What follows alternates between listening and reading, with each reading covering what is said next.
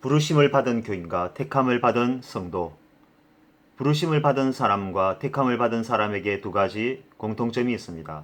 그것은 어떠한 유형의 공동체이든 교회를 다니고 있다는 점에서 부르심을 받은 첫 번째 보편적인 공통점이 있고, 두 번째는 부르심을 받았다고 해서 모든 사람이 택함을 받은 것은 아니라는 차별화의 공통점이 있습니다. 예수라는 이름의 뜻에는 중요한 비밀이 숨어 있습니다. 마태복음 1장 21절에는 예수의 이름에 관한 뜻이 기록되어 있는데, 그가 자기 백성을 그들의 죄에서 구원할 자이심이라고 기록되어 있습니다. 예수의 또 다른 이름인 임마누엘에 관한 의미도 마태복음 1장 23절에 기록되어 있는데, 하나님이 우리와 함께 계시다입니다. 즉 예수 그리스도는 자신의 이름에서 밝히고 있듯이 세상 죄악 가운데서 자기 백성을 그들 자신들의 죄로부터 구원하신과 동시에 하나님이 함께 하신다는 불변의 복음을 전가하고 있습니다.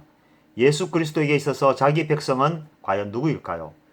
교회를 다니고 있는 모든 지체들을 말하고 있는 것일까요? 즉 부르심을 받고 청함을 받은 모든 사람들을 말하는 것일까요? 그렇다면 오늘날 우리가 다니고 있는 모든 정통교회 교인들이 여기에 모두 해당하는 것일까요? 그래서 그들 모두는 예수님의 이름에 있는 약속과 같이 모든 사람들이 구원을 받는 것일까요? 예수님께서는 그렇지 않다고 단적으로 말씀하고 있습니다. 마태복음 22장 14절에서 청함을 받은 자는 많되 택함을 입은 자는 적으니라고 말씀하고 있으며, 요한복음 15장 19절에는 택함을 입은 자들은 세상이 너희를 미워하니라고 말씀하고 있습니다. 즉 택함을 입은 백성들의 가장 공통적인 첫 번째 유형은 세상과 분리되어 있다는 것입니다. 그래서 세상은 택함을 받은 자와 섞여지지 않는 삶의 모양과 색깔이 분명하다고 말하는 것입니다. 구별되는 모양과 컬러는 무엇일까요? 그것은 삶의 목적과 그것에 따른 태도의 변화입니다. 세상 중심으로 살아가지 않는다는 것입니다. 세상으로 인하여 변명하거나 세상에 지지 않는다는 것입니다. 목적이 분명한 삶의 가치는 모든 것을 변화시키는 힘을 가지고 있습니다. 모든 목적과 중심이 하나님께 초점이 맞춰져 있습니다. 그래서 그의 삶과 말 속에는 하나님이 늘 함께하고 있습니다. 그것이 택함을 받은 자의 삶과 철학이며 가치입니다. 택함을 받은 자는 부르심을 받은 교회로부터 비난을 받기도 합니다. 너무 다른 색채로 인해 타협점이 없기 때문입니다. 진리와 비교하여 그 어떤 비진리의 유형을 받아들이지 않기 때문입니다. 택함을 받은 자는 세상의 그 어떤 모양의 양식이라도 교회로 가져오는 것을 허락하지 않습니다. 그것은 그들이 편협화된 성격을 가지고 있는 까닭이 아니라 예수님의 행로와 삶의 흔적들 때문입니다. 우리보다 앞서간 선지자와 제자들의 삶 속에서 발견할 수 없었던 세상의 흔적들을 지금에 와서 허용하는 것이 부당하다고 생각한 연유에서 기인한 것입니다. 그래서 그들은 부르심을 받은 교회로부터 비난을 받거나 골치 아픈 상대로 몰리는 경향이 두드러지게 되는 것입니다. 이러한 연유에서 대부분의 택함을 받은 자들은 부르심을 받은 자들과 타협하며 교회 공동체를 유지해가는 필요악을 개성하고 있는 것입니다. 그렇다면 부르심을 받은 자의 삶은 어떤가요? 교회를 열심히 다니고 있습니다. 빠짐없는 건강한 출석과 봉사와 섬김으로 많은 사람들의 지지와 존경을 받기도 합니다. 그들 가운데는 안수 집사와 근사, 장로, 더 나아가 목회자의 삶을 살아가기도 합니다.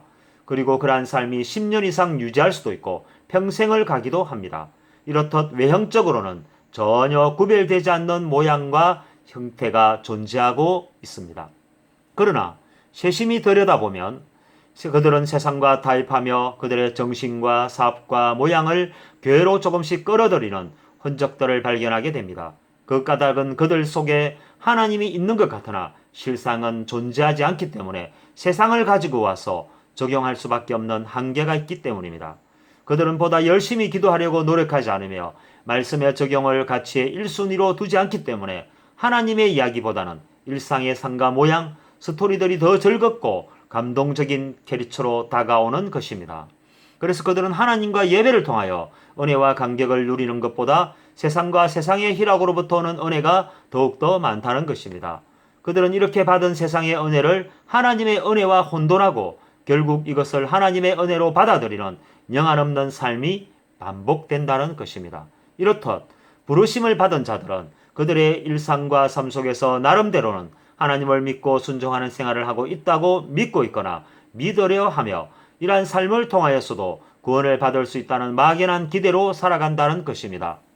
출애굽한 백성들을 기억하십니까? 그들은 애굽의 노예로 살면서 수백 년이 지나도록 그들이 지켜온 신앙을 버리지 않았습니다. 그들의 삶이 궁핍해질수록 그들은 하나로 단결되었습니다.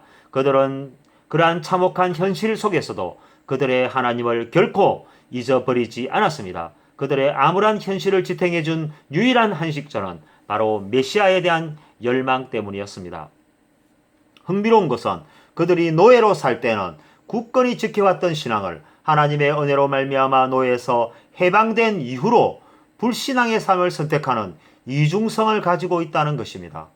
이해하기 어려운 그들의 선택에 대하여 하나님은 불신앙의 결과라고 단정하였습니다. 그래서 그들은 한 달이면 족한 거리를 40년 이상 방황하며 살게 되는 악순환을 거듭하게 되었습니다. 원망과 분열로 그들은 가나안을 눈앞에 두고도 멸망의 길을 가게 되는 대물림을 계속하였습니다. 그들 가운데 수많은 사람들이 수장되거나 사망에 이르게 되어버렸습니다. 무엇을 말하는 것일까요? 부르심만을 입은 자들에게는 불신앙이 있었습니다. 그들은 그들 나름대로 교회를 다니고 있지만 그들의 생각과 삶과 철학이 항상 우선하였습니다. 때로는 하나님의 영향력 아래에 있는 듯 하지만 그것은 환경적 요인으로 인한 일시적인 착시 현상에 불과하였습니다. 그들은 교회를 말하지만 공동체를 말하지 않았습니다. 그들은 공동체를 말하지만 예수를 말하지 않고 그들은 예수를 말하지만 사랑을 말하지 않는다는 것입니다. 그들의 생각 속에는 그들이 버릴 수 없는 세상에 대한 미련과 아쉬움이 있습니다. 그래서 그들은 택함을 입을 수 없다는 것입니다. 택함을 입기에는 그들에게서 버리고 포기해야 할 것들이 너무나 많이 있었다는 것입니다. 부름을 받았지만 택함을 받는 것이 때로는 부담스럽기까지 한 것입니다. 바로 그들이 쌓아둔 세상 때문입니다. 그래서 예수님의 행적보다는 세상의 행적을 따라 움직이고 예수님의 삶보다는 세상의 삶을 선택할 수밖에 없다는 것입니다. 교회 안에 이같이 부르심만을 입은 자들이 많아지면서 예수님의 교회 안에 정작 택함을 받은 백성은 소수가 되는 말세의 징조가 나타나고 있습니다. 그래서 택함을 받은 사람들의 위치가 위축되고 궁핍화되고 소외되는 아이러니한 현상이 곳곳에서 발생하고 있습니다. 교회의 위기는 바로 이러한 구조의 반전 때문입니다. 택함을 받은 자들이 왕성해야 할 교회가 부르심을 받은 자들의 성장으로 영적 지대가 우물을 찾을 수 없는 사막화 되어가고 있다는 것입니다.